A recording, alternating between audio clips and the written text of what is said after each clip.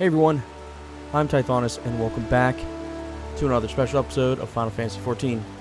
So this episode, we're going to continue on with our quest for remembering the past, and so we're going to pick up there and continue on, so let's do this.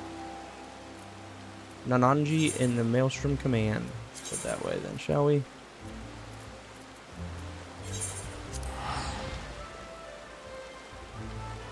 Not sure how long this one will be, but we'll see what we get out of here. Oh my gosh. Always so many people here.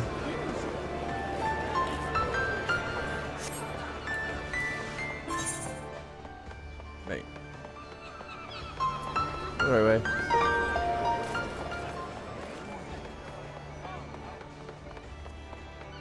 Am I going the right way? I feel like I'm not.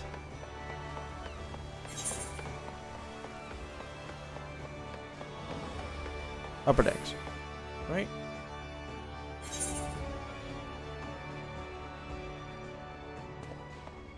Could have just teleported over here, but that's okay. What on earth? Oh, it's that armor. I've seen it before. Okay. It's cool looking.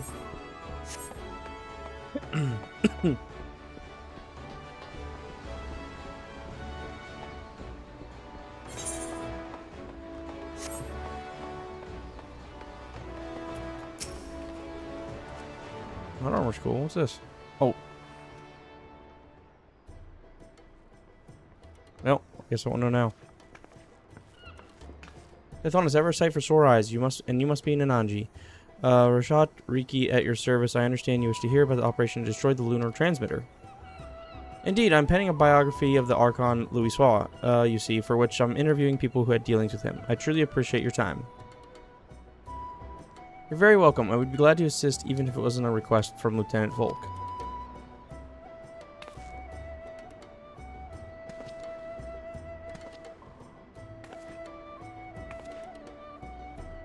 Now then, to continue where he left off, it was shortly after the Eorzean alliance was formed. Our scouts returned with word that the 7th Legion had activated the lunar transmitter in their fortress in Mordona, now known as Castrum Sentry. The fortress was originally called Castrum Novum before the 12th restored and renamed it.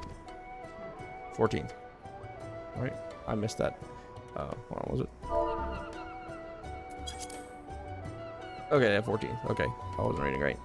It was in order to break through his defenses and destroy the transmitter that our three nations joined hands, and we were determined to succeed.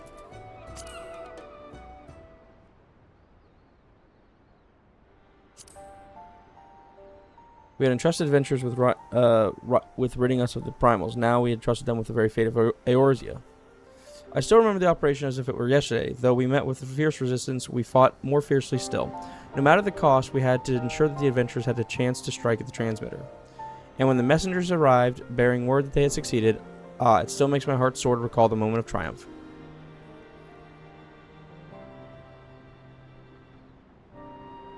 That day we learned that by standing together, the people of Eorzea could oppose even the might of the Empire.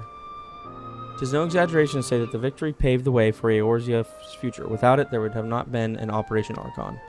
Alas, it was all glad tidings, for though we destroyed the transmitter, Nal von Darnus appeared and claimed that he no longer needed the device to bring down Dalamud, that he himself had the power to do so.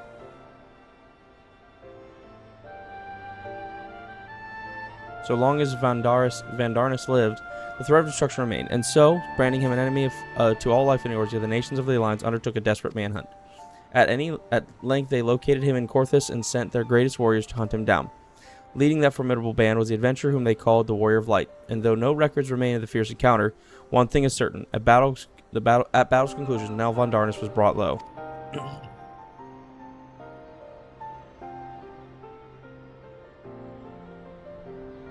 And as you know, however, our woes did not end with the White Raven, for Louisoix and his disciples determined that Dalamud would continue to fall. In a last-ditch bid to prevent the realm's annihilation, the Circle of Knowing issued a request to the Eorzean Alliance to secure the Carteneau Flats, where the Red Moon was expected to crash. It was no simple task. The entirety of the 7th Legion had amassed in Carteneau, but it was necessary to avoid in order to perform a ritual to stop Dalamud, a ritual that invoked the power of the 12. So it was at the Battle of Carteneau was joined, and I dare say you know how the tale continues. To everyone's shock, the Elder Primal Bahamut emerged from the Dalamud and proceeded to unleash his fury upon the realm. Aye, and though all bore witness as Zuiswa initiated the ritual, none remember what came to pass afterwards, neither what happened to Bahamut, nor why the realm was reborn. The haze that affected memories of the calamity. But people remember events prior to that moment, yes? If so, do you know if anyone was near Louiswa during the battle? Someone who may have spoken with him? If someone was near him, I'm afraid I do not know. He was atop a rise in the ritual while I was a good distance away on the front lines. My apologies. No. Please don't apologize. You've shared a wealth of information, and I could ask for no more. Well, if you're satisfied, then so am I. With that, I shall return to my duties. I look forward to reading your biography when it's finished.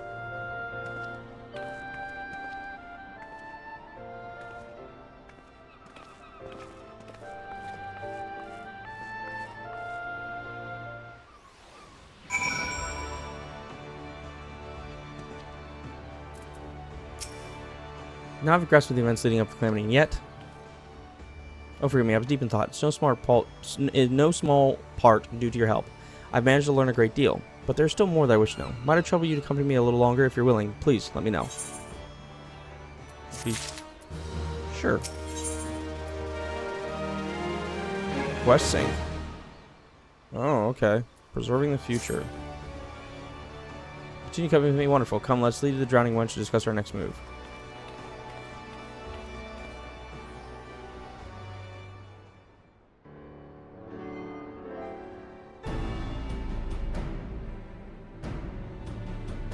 Our research proceeds at pace so far. We've learned things not found in literature. But tell me, based on what you've heard from our interviewees, what is your opinion on Louis Soir? He had a difficult task. Indeed, from an Imperial invasion to rampaging primals to nail Van Darnus' scheme, he had to contend with the toughest of problems. What struck me was how grateful the interviewees were to Louis Soir for bringing their nations together in cooperation. It was nothing short of necessary for our survival. Yet in knowing this, I can't help but wonder, in his capacity as a tactician, it seemed to me he had done more than enough by devising a plan and facilitating its execution. He went far beyond that, risking life and limb on the front lines for a land not his own. Perhaps he needed to be there for the ritual. Perhaps he felt a sense of duty. Even so, as noble as it is to desire to help others, what good is it if you end up sacrificing yourself? What was it that compelled Louis Soir to go to Cartano, and what went through his mind as the battle unfolded? In order to do his biography justice, I feel I need to know these things. If Louis Soir had people near him at the time, perhaps he shared words with them in his final moments, words that could provide some insights. But where to begin searching for such individuals, assuming they exist?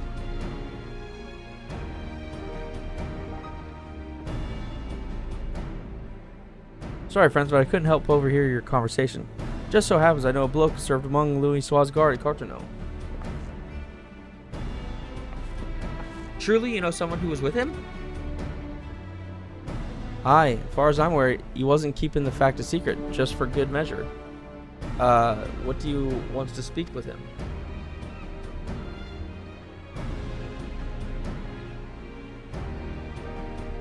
Louis Soir's biography. In that case, I reckon the bloke would be willing to cooperate.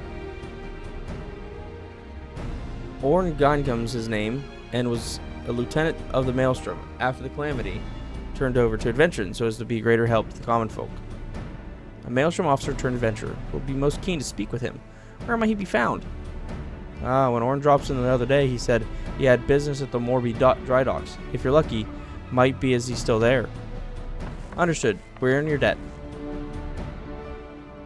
We can't let this chance pass us by, Tithonus. Let us take ourselves to the dry docks at once.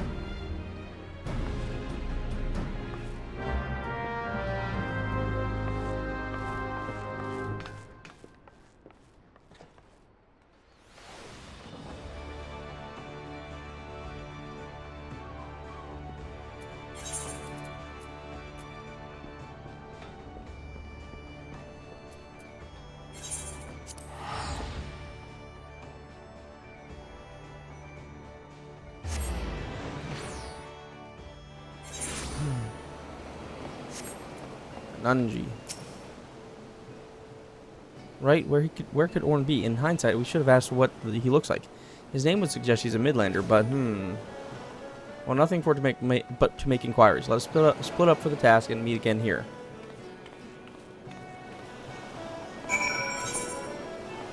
Oh, okay. I'll just ask people about them, I guess. It's the deal. The dealio. Shopkeep. I'm sorry, but I've only just started helping out here. I'm still learning our customers' names. Couldn't say if there's a person you're after, but a man did come by earlier who appeared to be an adventurer. He brought in Nemea Lily that we are currently trialing.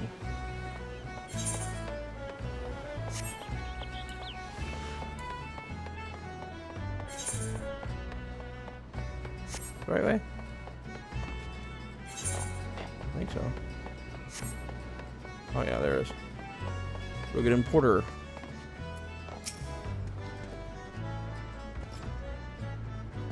Ah, Orn, as it happens. I spoke with him just earlier. He said he wanted to buy flowers, so I directed him to a vendor. Not sure where he is as of now, though.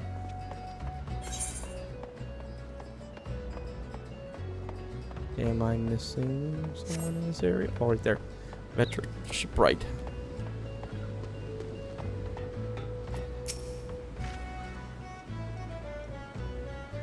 Ah, looking for Orn Geincum, are you? Do you know anyone by that name? Don't know anyone by that name, I'm afraid.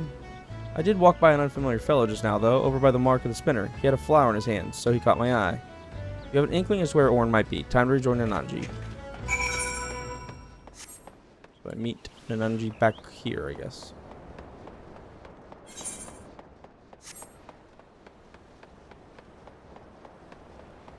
Alright. All the way over here, I guess.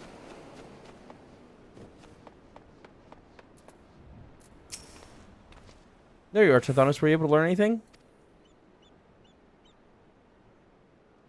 So a man who could be Orn brought in Nemea Lily, then went to the mark of the spinner. If we hurry there, we might be able to find him. Let's go.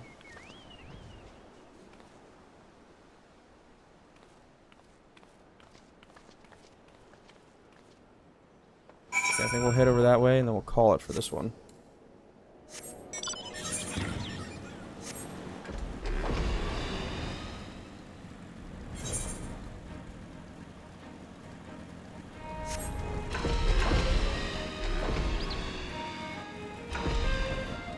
Yeah, we'll call it here. Good spot to stop. All right. That will do it for this one. Sorry it's a shorter episode.